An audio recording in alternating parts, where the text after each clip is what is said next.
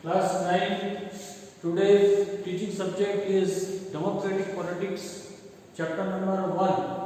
I am Gautam Ganguly from Adarsh Vidya Mandir. Now, what is given in chapter number 1? Chapter number 1 is about the democracy.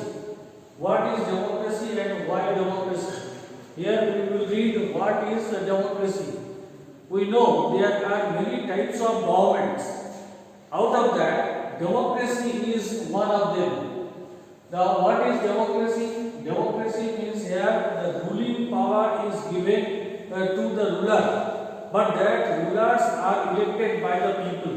That's why it has said that ruling power is vested in the hands of the people, and here government or ruler is answerable to the people.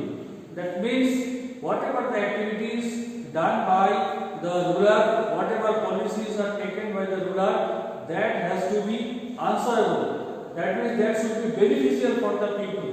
That's why it has written the government is answerable to the people, and the ruler is run the government by or take help from the constitution.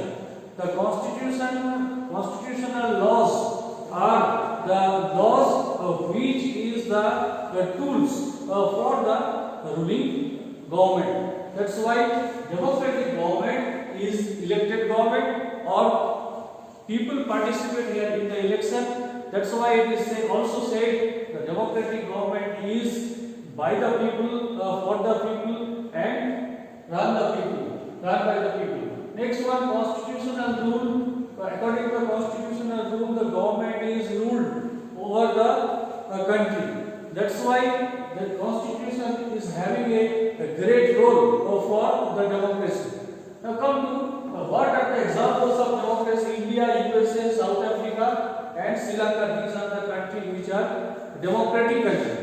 Now come to what are the main features of democracy. Democracy, first feature is what? Collective decision making. We know there are two types of democracies. Where the population is huge, there the indirect democracy is run. But where the population is very less, there it can be the direct democracy. Now indirect democracy means what? Indirect democracy means, suppose in our country, we know there is huge population. For run the government or to take the decision of the government, we cannot collect all the people or call the people. If we collect or call the people also, then all the people will not present in that decision making process. That's why in our country, like democracy, in our country is the collective decision making is possible. Why?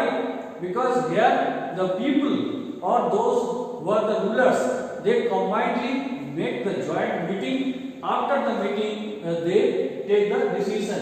So it is possible in democracy that all the members which are the representative of the country or representative of the people that they participate in decision making. Second one is accountable government. Accountable government is what? The people here the main ruler. Why? Because in the election process, people give vote and make the answer to the people. That's why it has said that people are the main ruler. Next one, come to accountable people means what? The people here, the people make or the government give the answer to the people. That's why it has called accountable people. Next one, free and fair election. Free and fair election means the government made the free and fair election which only provide us ruler or free, and fair election also provide us the proper selection of proper ruler. Next one person, one vote and one value. In democratic country only the people have the voting rights. That's why, especially in the case of, in the example of our country, we know that one person is having one voting power, and sometimes it is also happened that one ruler or one leader is lost their ruling power by one vote also. That's why it has said one person, one vote, one name. Next one is rule of law. That the government which is ruling over the country or over the people, that person or that ruler has to maintain or has to sustain with the constitutional laws. That's why it has said that ruler rule by the help of constitutional law, or it has said the rule of law. At the time of British rule, there was no rule of law. That's why we face many problems. But now there is rule of law. Next, come to the next point. It is respect for rights.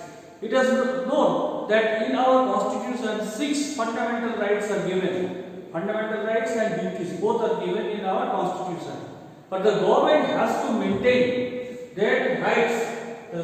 According to rights, we get, or the citizen gets the rights or freedom or right to equality like this. Next one, political equality. All the people in a democracy get the political equality. Political equality means what? Voting rights. You know that before 1947, whenever there was the rule of British at that time, we did not get any voting rights. Or those rights were given to only few people, not all the people. That's why after the independence, we get this political equality. Next one, that if there is any mistake or any wrong decision is taken by the government, that can be corrected in democracy. That's why it has said that room for correction. And the democracy is better in comparison to another government. Why? Because these types of facilities like the decision making, voting rights, political rights, and correction of any mistakes, that are not given in another form of government. If we compare democracy with the non-democratic country, like autocratic country like this, there we can see that the people face many problems. Now come to another point, that is the arguments against democracy. Arguments against democracy, but some politicians, they made the democracy. Sometimes there are the problems in democracy. First problem is what? Instability. We know that after every 5 years there is election. That's why there is the possibility of instability of rulers. Sometimes the rulers made the rule, but that same rule is not continued in the next 5 years. Why? Because of change of political parties, because of change of ruling parties. That's why it is called instability of political order. Next one is no morality. Sometimes we can see the political parties take decisions or praise the immoral things, immoral ways, unfair election process to get the political power. That's why it has said that low morality is also the drawback of democracy. Next one, delay in decision making. That means in democracy there is need of time for decision. Why? Because after a long discussion in democracy the decision is taken. That's why it has taken time. That's why it has taken delay in decision making. That means time taking process. In decision making, time taking process is the arguments against the democracy. Next one, bad decisions. Sometimes it has happened. Those decisions are taken which are irrelevant, which have not that much potentiality. That's why it has said the bad decisions are also taken sometimes in democracy. And lastly, that corruption. Corruption is also a very big drawback in the democracy, because democratic rulers wants to win in any way in the country. Next one, we have to read the democracy and non-democratic country. That means the difference between democracy and non-democracy. Already we said the features of democracy. These features are not available in non-democratic country. So this is the difference between a democracy and non-democracy. Next day we will continue the remaining portion of this chapter. Thank you.